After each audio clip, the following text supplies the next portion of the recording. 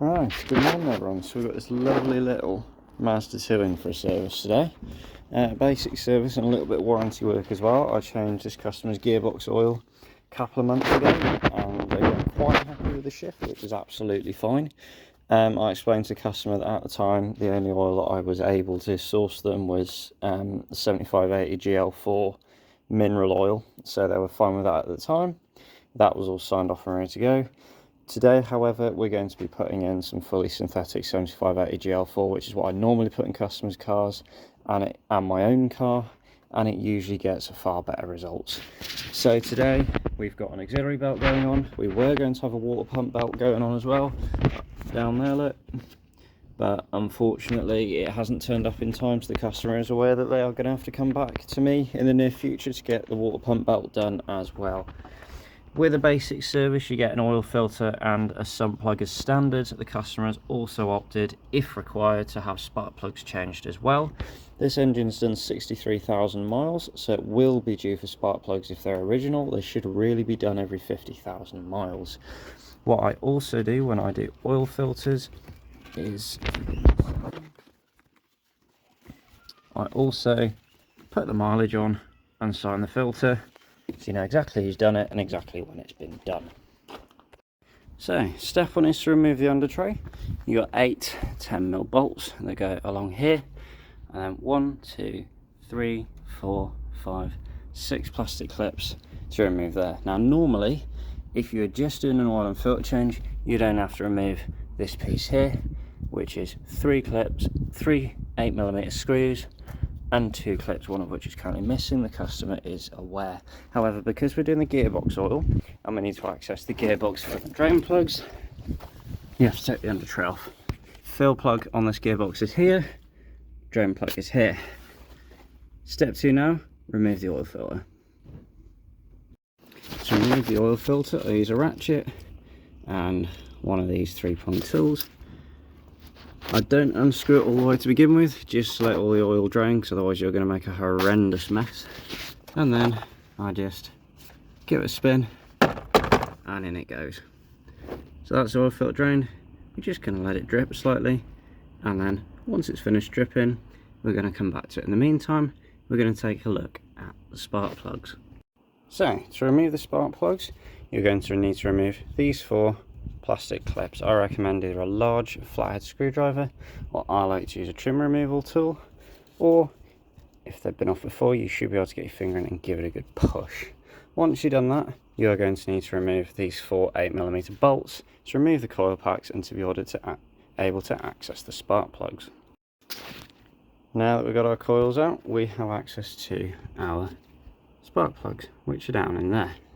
As you can see, this is a 4-cylinder motor, 1.5 litre petrol. I like to put the coil packs back in the same cylinder they came out of, so I always lie them out on a piece of paper, and I'm going to give the tips of the coils a good clean with some electrical contacts clean before I put them back in. Always keep one of these handy little organisers on you to stick your bolts in. That means you never lose them. To remove the spark plugs, you are going to need a slim 14mm spark plug socket, and a 3/8 or 1/2 inch extension bar. I don't have much 3/8 kit, so I've got a 3/8 to 1/2 adapter and a long 1/2 inch extension bar and a ratchet. Never, ever, ever use an impact gun on spark plugs. You will shatter them, you'll end up with bits going down in the cylinders, you're going to be having a really bad day. Now that we have our spark plugs out, we can give them a thorough inspection. Now the engine looks to be running healthy based upon that plug. It's got a fairly pale tip. The actual focus damn thing, come on. There we go. The actual, if you look at the contact there, lovely and clean. However, we can see that we've had some problems with combustion gases escaping up the inside of the plug, down through that gap there. So these plugs are going to be replaced. They are not original. I would imagine they will likely been done 30-40,000 miles ago by the looks of it. However, because of the fact that we can see the plugs are clearly leaking combustion gases, we are going to be replacing them. So, we have 4 new plugs ready to go in. Here's the part number. So NGK ILKR7L11. These are iridium plugs. They are very expensive. These are about £20 each. Usually, nowadays, probably more like £25 each, or near as damn it. When you're ready to put your plugs in, make sure that your spark plug seats down there are nice and clean like that. If they're dirty, give them a spray out with a duster can and some compressed air. Maybe get yourself a little nylon brush from a diesel injector kit and give it a good clean down there. You want to make sure that this sealing ring here can seal up as best as possible. Last wind these in, 14mm. Again, with a ratchet, no power tools for this. You will crack this ceramic insulator here if you use power tools. Don't ever do it. So, now that we have our 4 plugs in, ready to go, nice clean spark plug wells lit, we can get our coil packs back in. So, we've got our spark plugs in now, and we've got our coil packs in. With these 4 bolts, and with the spark plugs themselves, hand tight. No more than that.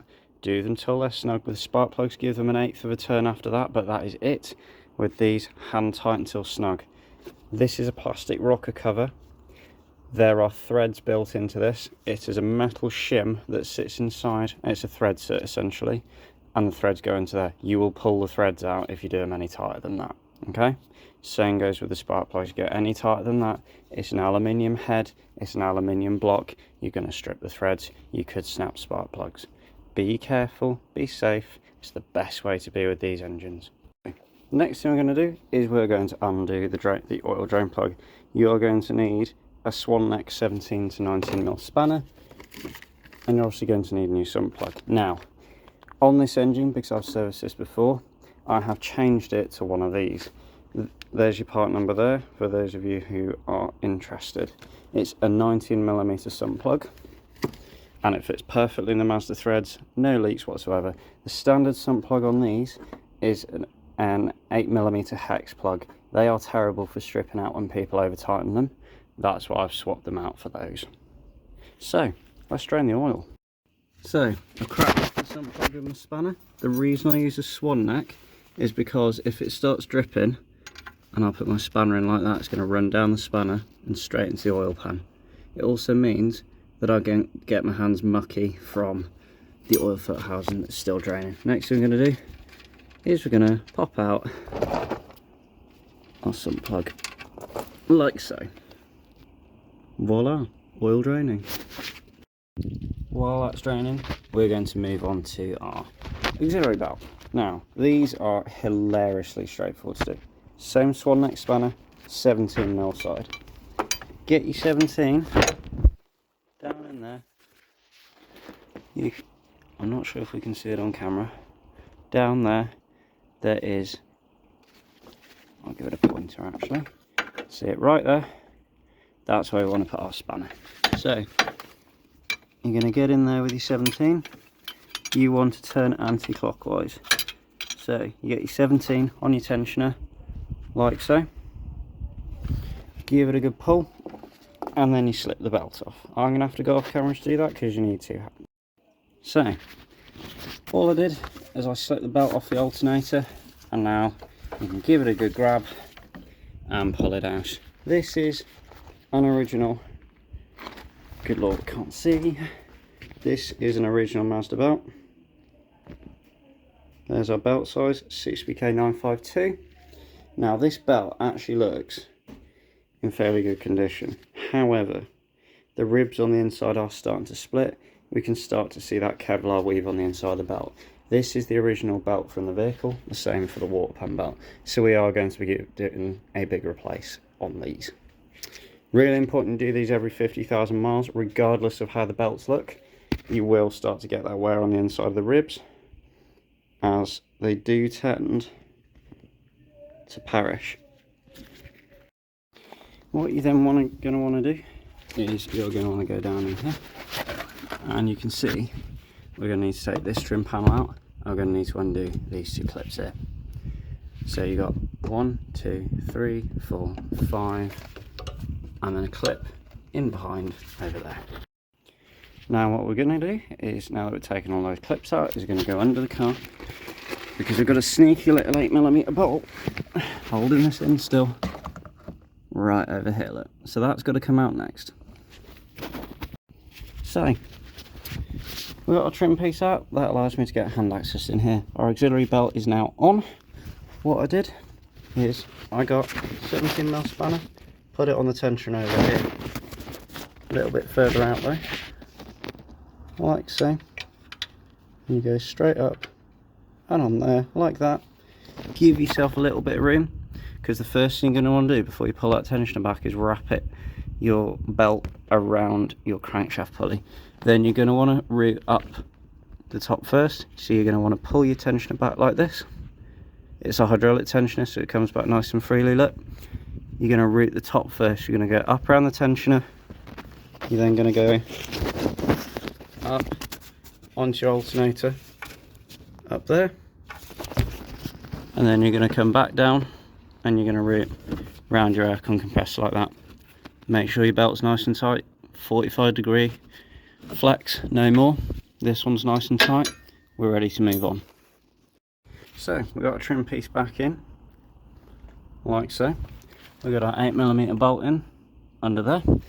Now, while I'm in here, if I see bare brake lines like this, because Mazda brake lines do like to rust, you can see it's coated up until this point.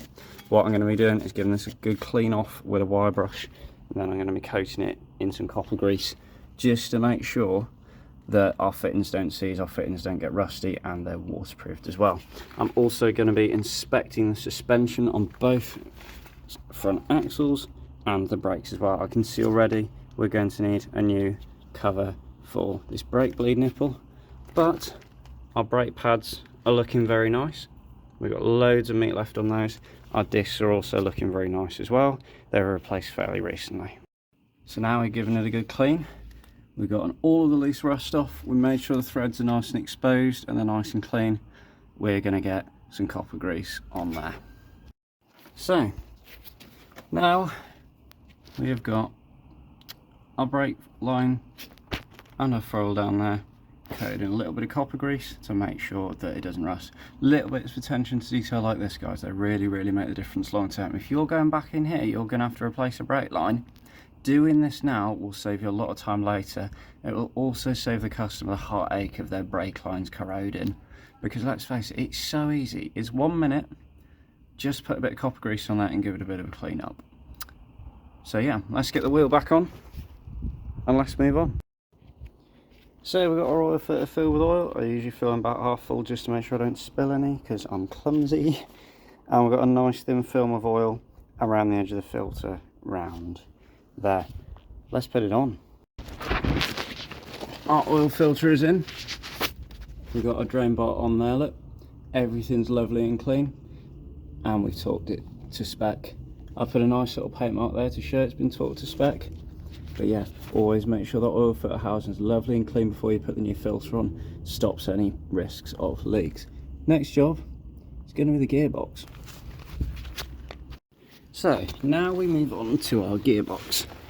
We got our fill plug up there. We got our drain plug up down there. Always undo the fill plug first. So undone the fill bolt, undone the drain bolt. You can see we're drifting away nicely there. You want to wait until that is absolutely clean. Absolutely clean. Nothing else dripping out. So 24mm socket on a ratchet. You really want a 6-point socket. Do not use a 12-point. I have rounded off these bolts before where they've not come off after say 100,000 miles, and then you're in all kinds of trouble. Always use a 6-point socket on these. They should be no more than hand tight again. So now that the gearbox is drained, I've taken the airbox out. It is 2 10mm there and that 10mm there on that clamp, and then you just wiggle it out. You also need to unplug this sensor here as well, just so we can access the drain bolt from the top. We can fill everything up nice and easily. Now what I've done is I've dropped the car off the jacks, but I've left it up slightly on this side, and that's because we're now going to torque the wheel nuts. The torque spec for the wheel nuts is 120 Newton meters. So guys, how the hell do you fill it up without making a mess everywhere? Good question. Now what I do is I have a piece of pipe with a little outlet on the end, and then get a small funnel and then 2 zip ties which I interleave within each other.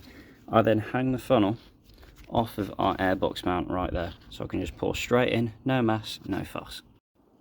So our gearbox oil down here, is dripping away rather nicely, as we can see. So now, while that's doing its thing and it's levelling itself out, we put just under 2 litres in there. We're going to be filling up the engine.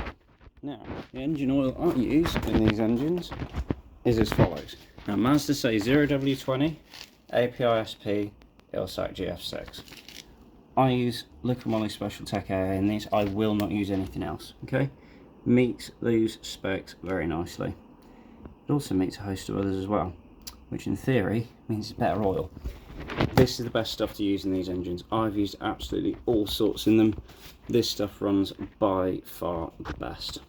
So, we're going to start with 3 litres in there, and then we're going to keep checking the level until we get it up to the max. So, airbox is back in, just need to plug the sensor in. And our gearbox fill bolt is also tightened up to spec. It's finished draining. Under tray back on, started up, check our oil level, job done. So, engine's back together, oil's topped up to the max, ran it, got the engine up to 60 degrees. These you have to check the oil level when they're hot. You can't check them when they're cold. So yeah, gears are shifting much nicer. New auxiliary belt in there. And that's it. One lovely little Mazda 2 ready to go back to the customer.